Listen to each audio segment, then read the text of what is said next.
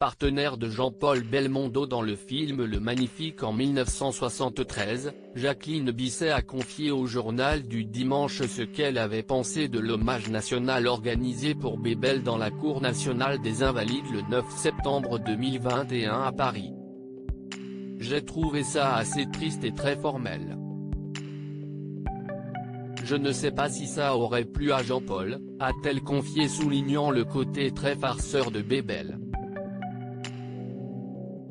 Une voix discordante quant à cet hommage mené par le président Macron, salué pour son aspect émouvant et classe mais, effectivement, peu joyeux. Pour preuve, elle a dévoilé 2 anecdotes sur le tournage du film réalisé par Philippe de Broca dans lequel elle joue une étudiante menant une double vie en tant qu'espionne. Nostalgique et amusée à l'évocation de ses souvenirs, elle explique « Une fois il m'a jeté tout habillé dans la piscine. Sa spécialité, c'était de venir dans votre chambre d'hôtel et de mettre toutes vos affaires dans la baignoire.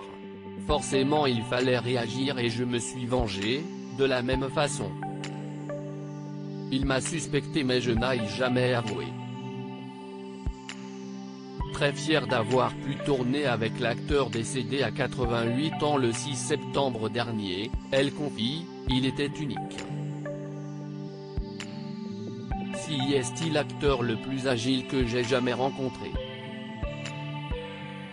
Sa coordination physique était extraordinaire.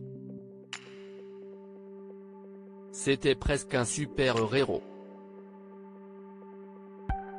Si les 2 acteurs ont gardé très peu de contact suite au tournage de 1973, elle se souvient l'avoir croisé plusieurs fois à la brasserie Lippe de Paris.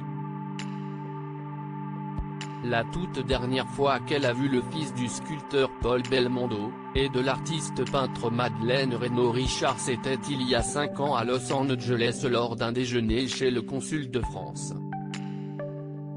Bébel était accompagné de son ami Johnny Hallyday. Je l'ai trouvé bien, souriant, gentil et accueillant, révèle-t-elle, très peinée à l'idée de ne plus jamais croiser le Magnifique. Jacqueline Bisset sera prochainement au cinéma dans le film Madeleine Collins, en salle à partir du 29 décembre 2021, dans lequel elle campe le rôle de la mère de Virginie Efira.